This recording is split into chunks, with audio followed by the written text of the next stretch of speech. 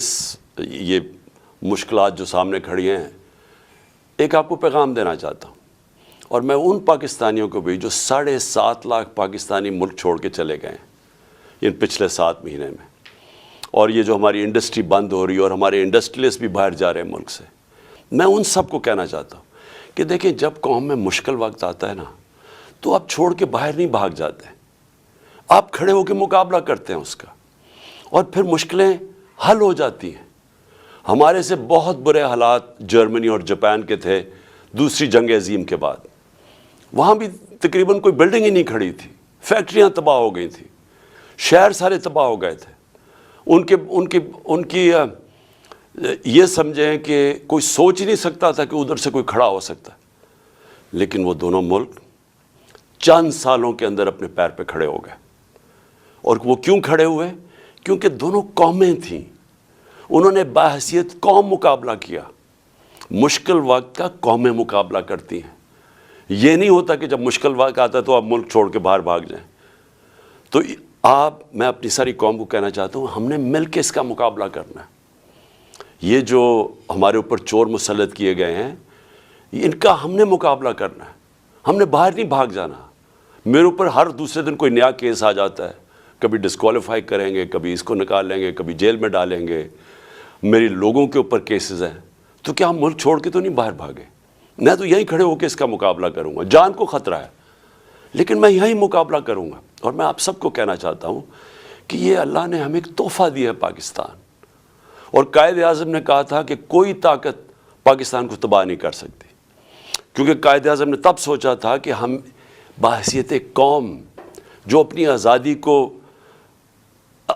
کو ایک سمجھتی ہے کہ اللہ کی بہت بڑی نعمت ہے کہ ہمیں انگریزوں سے آزادی ملی، تو ہم بحیثیت قوم مقابلہ کریں گے، لیکن ہم قوم نہیں بن سکے۔ لیکن خوشخبری یہ ہے کہ پہلی دفعہ میں دیکھ رہا ہوں کہ میرا ملک ایک قوم بننے جا رہا ہے، اور اس لیے میں کہتا ہوں کہ ہم ہر مشکل کا مقابلہ کر سکتے ہیں۔ اپنے اداروں کو ٹھیک کریں۔ سب سے بڑی بات یہ کہ پاکستان میں قانون کی حکمرانی لے کے آئیں، اس ملک میں انصاف کریں۔ اور میں سمجھتا ہوں کہ اگر ہم نے جو اگلے تباہی آ رہی ہے راستے میں، اس سے صرف نکلنے کا ایک کام ہے کہ قوم ساری کھڑی ہو جائے کہ ہم یہاں عدل اور انصاف چاہتے ہیں، ہم طاقتور کو قانون کے نیچے لینا چاہتے ہیں۔ جو اللہ نے قرآن میں کہا ہوا ہے کہ سب سے زیادہ ضرورت ایک ملک کے اندر اللہ کی زمین پہ انصاف قائم کرو۔ نبی صلی اللہ علیہ وسلم نے بھی کہا ہوا ہے کہ بڑی قومیں تباہ ہوئیں جدھر طاقتور کے لیے چوری کرتا تھا تو اس کو نہیں پکڑتے تھے، کمزور کو پکڑتے تھے، وہ تباہ ہو جاتی تھی۔ اور حضرت ابو بکر جب خلیفہ بنے، حضرت عمر جب خلیفہ بنے، دونوں نے پہلی تقریروں میں کہا کہ ہم انصاف قائم کریں گے، طاقتور کو قانون کے نیچے لے کے آئیں گے۔ تو یہ ہم ساری قوم کو فیصلہ کر لینا چاہیے کہ اگر ہم نے اب اس میں سے نکلنا ہے، قانون کی حکمرانی ہوگی، جنگل کا قانون نہیں ہوگا جو آج پاکستان میں ہے کہ طاقتور چوری کرے اور معاف ہو جائے اور بیچارے غریب لوگ جیلوں میں ہوں، اور وہ چوری کر کے باہر پیسہ لے جائیں اور ہمارے پاس کوئی طریقہ ہی نہ ان کو پکڑنے کا۔ تو میں اب جس کے لیے میں نے آج یہ پریس کانفرنس کی ہے، کیونکہ پہلا سال تھا تو میں نے آپ سب کو تیار کرنا تھا ساروں کو، تاکہ میں بھی انشاءاللہ ٹھیک ہو رہا ہوں، تو ہم نے سب نے مل کے اب اس کا مقابلہ کرنا ہے۔ بھاگتے نہیں ہیں، مقابلہ کرتے ہیں۔ لیکن آج میں نے جو میڈیا ٹاک کیا وہ اس لیے کہ ہم نے جب سیلاب آیا پاکستان میں تو ہم نے پیسہ اکٹھا کیا۔ میں شوکت خانم کے لیے 30 سال سے پیسہ اکٹھا کر رہا ہوں، نمل یونیورسٹی کے لیے پچھلے 15 سال سے پیسہ اکٹھا کر رہا ہوں، اس سے بھی زیادہ 17 سال سے۔ تحریک انصاف کے لیے بھی 17 سال سے پیسہ اکٹھا کر رہا ہوں۔ میں ہمیشہ جو بھی پیسہ اکٹھا کرتا ہوں ساری چیزیں ٹرانسپیرنٹلی، شفافیت سے کرتا ہوں، اور میں ہمیشہ لوگوں کے سامنے سارے اپنے اکاؤنٹس رکھتا ہوں۔ تو جو یہ کہہ رہے ہیں فورن فنڈنگ ہے، یہ جو الیکشن کمیشن ہے، وہ میں چیلنج کرتا ہوں آج کہ صرف ہماری پارٹی کہ سارا فنڈ جتنی ہم نے پیسے اکٹھے کیے ہیں وہ سارا ڈاکیومنٹڈ ہے۔ 40,000 ڈونرز ہم نے ڈاکیومنٹ کیے ہوئے، جبکہ کسی اور پولیٹیکل پارٹی کا یہ نہیں ہے۔ اور اسی طرح جو نمل یونیورسٹی اور شوکت خانم کے کوئی چیک کر سکتا ہے ہمارے اکاؤنٹس، ہم سارا کچھ ٹرانسپیرنٹ ہے.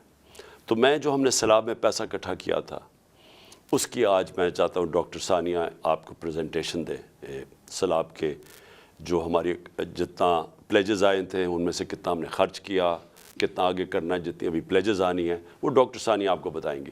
میں صرف ایک چیز کہنا چاہتا ہوں کہ یہ جو سیلاب تھا اس نے پاکستان کے گورننس سسٹم کو پبلک کے سامنے لے کے آیا کہ کون سی حکومت نے کتنی تیاری کی تھی کہ اگر سیلاب جیسا ایک اوپر سے عذاب آتا ہے, ایک مشکل وقت آتا ہے تو ہم اس کا کیسے مقابلہ کریں گے.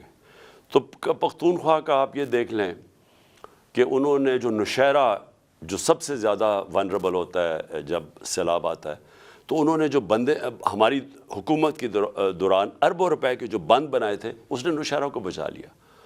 اس کے بعد جو پنجاب میں 2 جگہ, ایک تونسا شہر, وہ اگر وہاں انویسٹمنٹ نہ اربوں روپے کی جاتی اس کی پروٹیکشن میں تو وہ ڈوب گیا تھا سارا. اور پھر جو لاہور کے اندر انڈر گراؤنڈ واٹر ٹینکس بنائے ہیں یہ ہمارے حکومت کے دوران, تو جب لاہور میں پانی آتا ہے وہ کھڑا نہیں ہوتا, وہ ٹینکس میں چلا جاتا ہے, وہ پانی سے پھر پودوں کے پانی دینے کے لیے استعمال کیا جاتا ہے. لیکن سندھ کے اندر سب سے بڑی بات یہ ہے کہ کیونکہ سندھ کا فلیٹ ہے اس کے لیے بہت ضروری تھا کہ جب پانی آتا ہے تو وہ ڈرین کر سکے. تو جو رائٹ بینک آؤٹ فال کینال بنائی گئی تھی وہ پانی کو ڈرین کر کے لے کے جانا تھا سمندر میں. اب وہ 2020 میں وابڈا نے ہماری حکومت کے دوران وہ جو اپنا انہوں نے ایریا کمپلیٹ کینال کا جو کمپلیٹ کرنا تھا وہ کر دیا تھا. انہوں نے 7 شہر تک وابڈا نے جو رائٹ بینک آؤٹ فال کینال کا تھا وہ پورا کر دیا تھا.